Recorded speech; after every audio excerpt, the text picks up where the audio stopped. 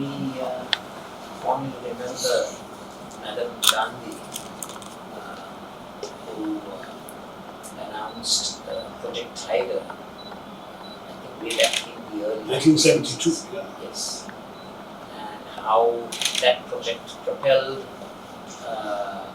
ecotourism in the multiplicity of national parks that are there. And also conserve the tiger. Right. Tiger population has gone up Yes. dramatically thanks to Project Tiger. Right. And we hope to emulate that in Sri Lanka with regard to the leopard, Panthera pardus. And certainly What about the lion?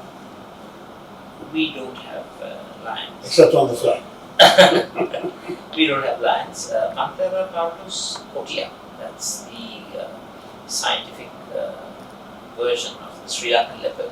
Right. And it was under threat at one time, but now because of various conservation measures, both governmental and non-governmental, the leopard population has started to rise, and we hope to emulate the successes of Project Tiger, at least during my administration, to have a Project Leopard, which would enable both the conservation efforts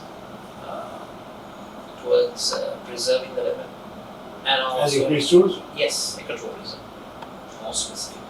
We want to make sure how ecotourism can play a pivotal role, become a catalyst in extricating Sri Lanka out of its financial bankruptcy. How is the economy doing that? It seems to have recovered, but that was a very superficial observation. Last year's I numbers. think there has been some stabilization, but stabilization at the cost of a lot of collateral damage, human suffering, economic and social externalities that have impacted detrimentally on the lives of the people. So there have been many sacrifices that have been made, and people continue to make those sacrifices. But where we have a problem is in the name of stabilization, a total austerity program, blanket austerity that was imposed without some sort of light at the end of the tunnel for growth and adequate safety net procedures.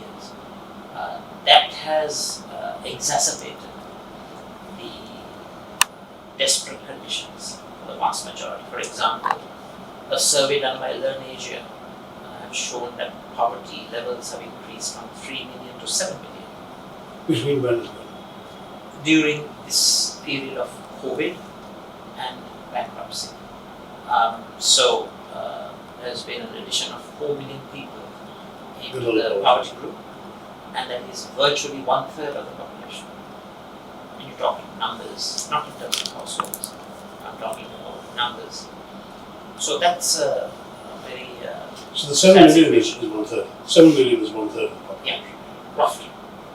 Our rough population is about 21 to 22 million. That's right. So I'm not trying to devalue the present growth trajectory, but one has to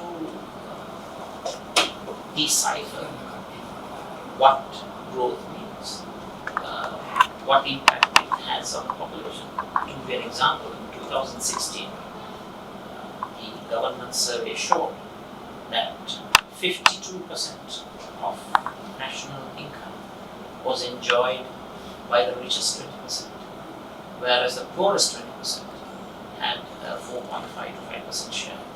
So you see the immense divergence, the disparity that exists in growth per se.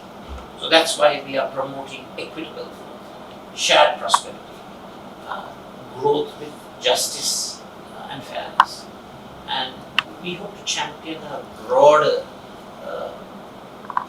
perspective on rights, not just political and civic rights, economic, social, cultural, religious, education and health rights.